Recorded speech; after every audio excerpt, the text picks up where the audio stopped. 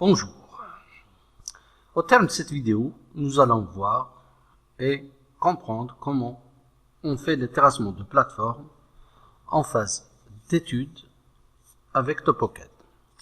De toutes les façons, que ce soit en phase d'étude ou bien d'exécution ou de suivi, les terrassements se font rapidement et facilement avec TopOCAD. Donc là, j'ai un fond topo, des lots et les limites des plateformes. Avant toute chose, je vais charger le module modélisation 3D. Bon, là, il est chargé. Et exécuter la commande terrassement calcul de plateforme. Dans la boîte de dialogue, là, je vais saisir le nom de la plateforme PF1. J'ai deux boutons, sélectionner une polyline ou bien à partir d'un MNT. Donc ici, j'ai des polylines, donc je vais cliquer sur ce bouton. Il me renvoie à la zone de dessin. Je clique sur la plateforme et il me renvoie à la boîte de dialogue.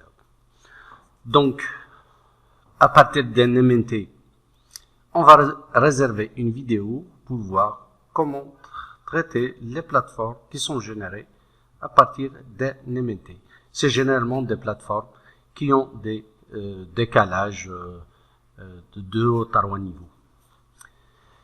Donc là, je vais saisir la cote de la plateforme.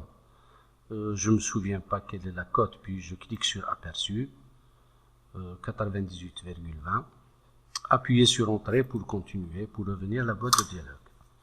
Donc, 98,20, fixé. Donc là, je fixe les pentes en déblai et remblai. Bon, pour le moment, je les laisse telles quelles, 1 pour 1, c'est 100%. Et puis, pour avoir déjà une idée sur les volumes générés, je clique sur ce bouton. Donc là, j'ai des volumes en déblai, j'ai des volumes en remblai. OK. Ces cases d'options, c'est ce que nous allons voir après calcul. Créer un nouveau modèle de terrain. Donc, il va créer un modèle de terrain. Ça, c'est important de coucher cette case d'options. C'est pour faire des calculs, soit par la méthode des prismes ou bien par la méthode des profils en travers. Placer les résultats en 3D. Donc, il va me générer un maillage en facette 3D.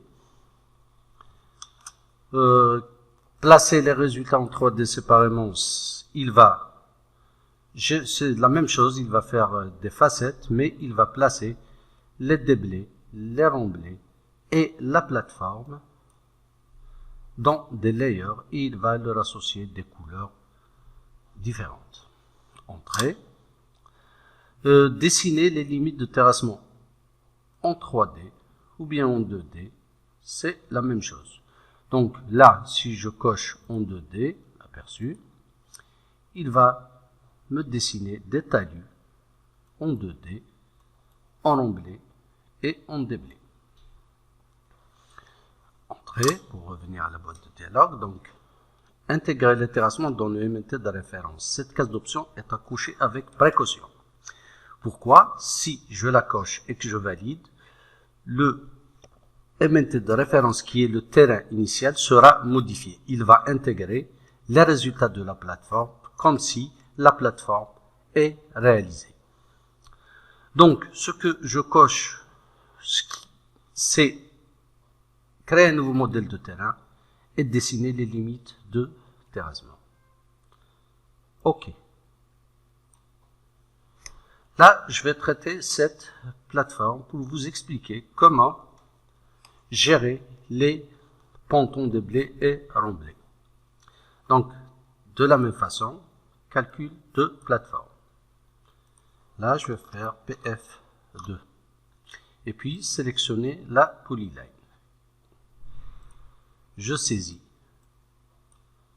la cote, 97,20, fixée. Je vais créer un nouveau modèle de terrain et je vais voir les limites de terrassement en 2D. Je vais faire je garde ces pentes. Je vais faire un aperçu. Donc là, je vois que les talus chevauchent ou bien sortent des limites du lot. Alors, je peux, là c'est tout en déblai, entrée, donc je peux changer la pente des déblais. Aperçu. Nous voyons que les pentes sont modifiées pour l'ensemble des côtés de la plateforme. Mais je peux changer uniquement la pente pour ce côté et ce côté qui déborde du lot. Entrée. Donc là, je vais donner 100%. Et puis, je vais cliquer sur Fixer pente. Donc, à ce message qui était calculable, non calculable, là, on va se contenter pour le moment de sélectionner un segment. Donc, je sélectionne ce segment parce qu'il me cause des problèmes. Les talus sortent du lot. Donc là, il me demande la pente en déblai. Donc là, 150%. Entrée. Les pentes en remblai, c'est 100. Je n'ai pas de remblai, donc je laisse cette valeur. Entrée. Et puis, j'ai ce côté-là. De la même façon, je vais donner 150. Entrée. Et puis 100. Je vais saisir la lettre Q pour retourner à la boîte de dialogue. Entrée.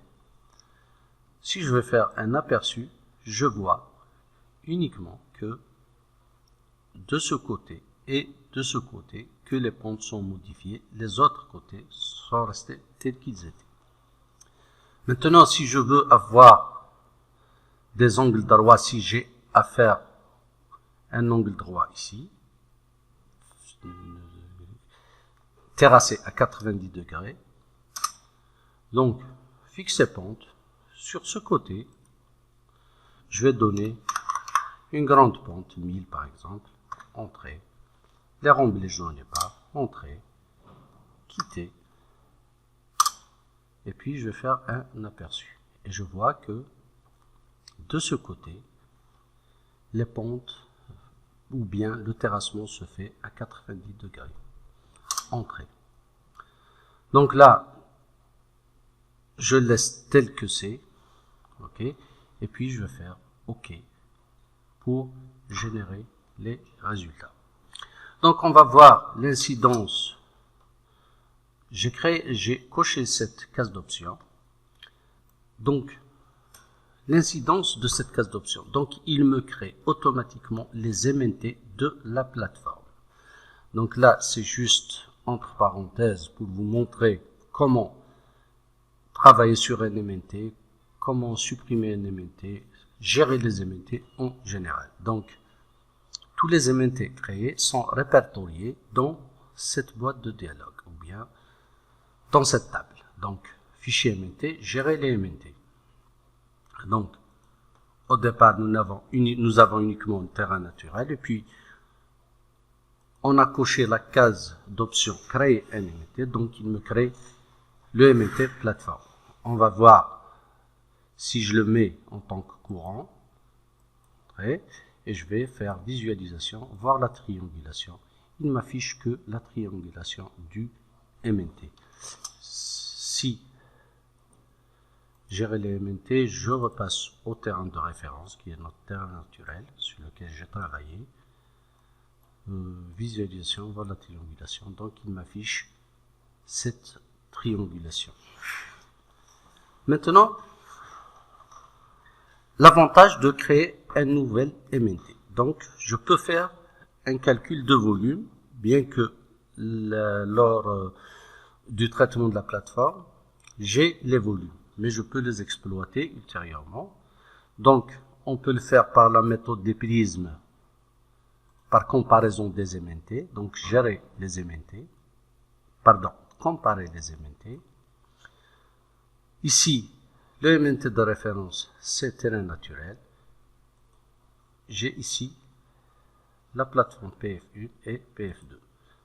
Calculer. Donc là, j'ai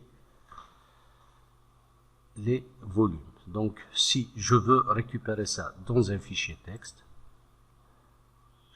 je vais choisir, je vais l'appeler cubature PF2, enregistrer, et puis je vais calculer, je vais retrouver un fichier où il a mis tous les calculs. Maintenant, comment faire un calcul par la méthode des demi-distances ou bien des profils en travers? Avant toute chose, je vais dessiner un axe. Donc là, je vais juste faire un trim pour être à la limite. Donc, pour la création, je vais créer un profil. Là, on a déjà une vidéo, comment créer un axe en plan. Donc, votre choix, c'est 1. Nom du profil, je vais faire axe PF2. Entrée.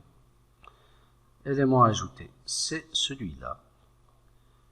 Quitter. La distance entre profil en travers, je vais mettre 2 mètres. Entrée. Et puis, je vais faire longueur fixe. Voilà, il me dessine l'axe en plan avec les repères des profils en travers. Maintenant, ce que je conseille aux utilisateurs, c'est de passer par la commande profil en travers, éditer la position des betteraves. Pourquoi?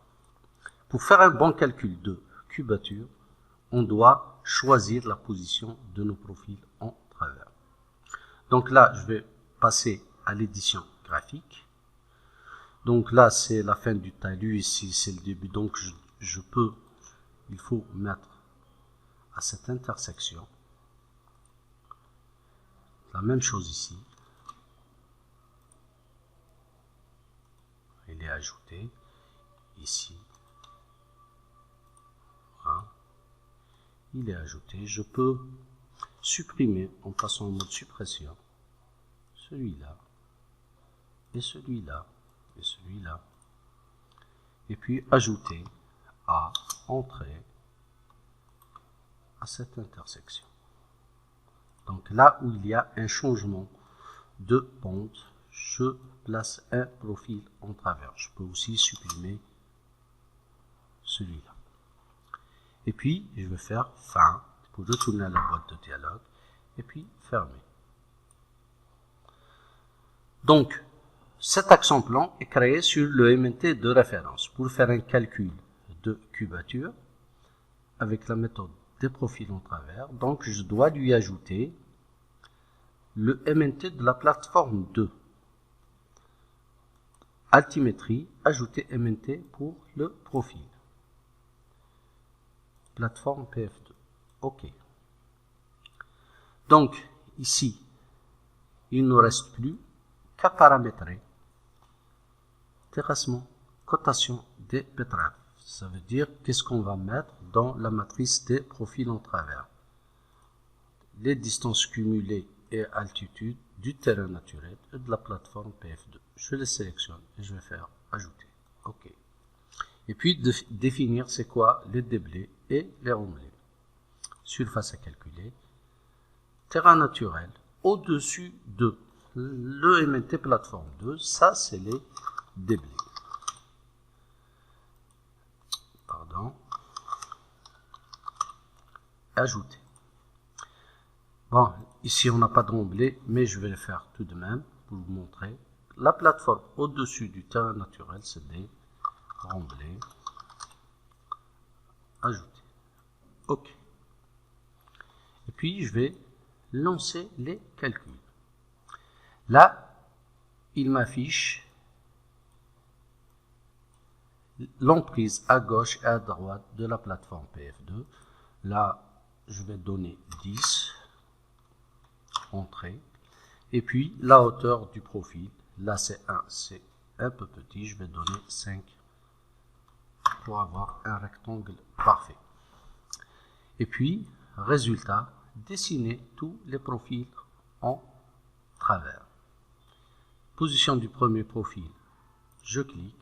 Nombre de profils par ligne, je vais mettre 3 par défaut. Distance entre deux lignes de profil, c'est l'espace qu'il va laisser entre deux profils horizontalement. Entrée. Distance verticale, c'est la distance verticale entre deux profils. Une unité AutoCAD, c'est bon. Là, c'est la taille des textes qui est fonction de l'échelle d'impression. Entrée. Là, je vois que la plateforme est dessinée. Et vous voyez là où on avait demandé de terrasser en angle droit, il a pris ça en considération. Là, on a donné 150 et là, c'est 100. Je vois la différence des pentes ici et là. Maintenant, pour récupérer les cubatures dans un tableur ou bien dans un fichier texte, donc résultat, exporter les cubatures vers un fichier texte ou bien mettre les cubatures vers le presse-papier. Puis je fais un coller des résultats. Là, j'ai toutes les informations sur les profils et puis les volumes pour chaque profil en travers. Là, il suffit de faire la somme pour avoir la quantité en déblai. Donc là, j'espère que la vidéo est bien explicite. Dans le cas où il y a des confusions que vous n'avez pas compris, vous pouvez toujours nous laisser un message ou bien liker la vidéo. Je ne toucherai pas un rond, mais ça me fera que plaisir que vous nous souteniez. En attendant d'autres vidéos, je vous dis à très bientôt.